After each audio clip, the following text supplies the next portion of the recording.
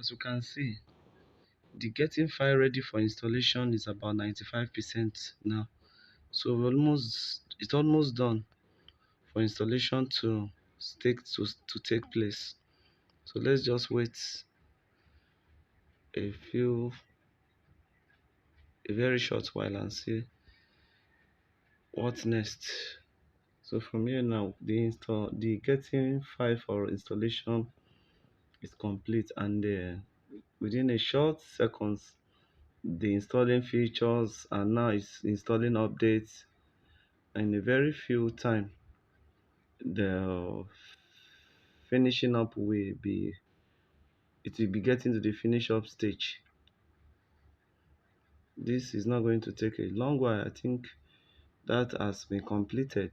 Windows needs to restart to continue, so wait for restart to take place in just a few seconds. That has happened already, and Windows has rebooted.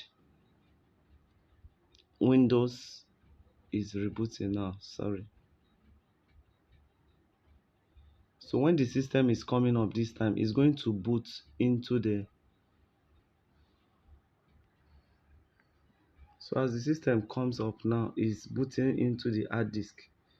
So on how you like, you can either leave the flash still inserted on the system or present on the system, or you remove it, because the installation files has been copied to your hard disk. So the installation or the configuration part of the installation will take place.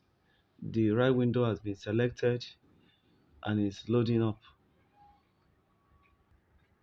As you can see, it's getting the system ready for use. I think it's going into the next stage.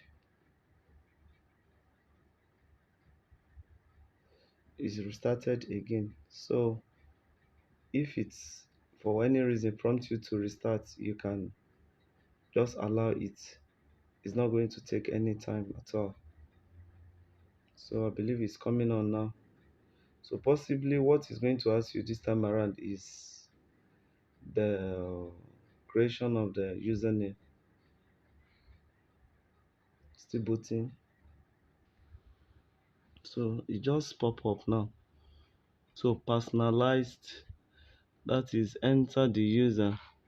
So for this example, we're going to call it possibly user-pc, and we go next. On this side, which is the username, we can just call it user, and we finish. So after we click on finish, we notice the user account is coming on. The user is creating up now. The user is being created. Preparing Windows. So this time around, we are now on the desktop. That is the system and finish installation.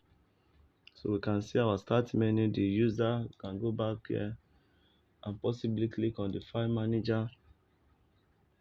That is to go into our computer and possibly see the free space and the total hard disk. And for us to take a look at the RAM size, we can just right click on the white space area and then click on properties. From the properties, we can see the speed of our processor, the RAM size, the operating system type, which is a 64-bit type that we just installed. So I think that is what it takes to have your operating system installed. Thank you.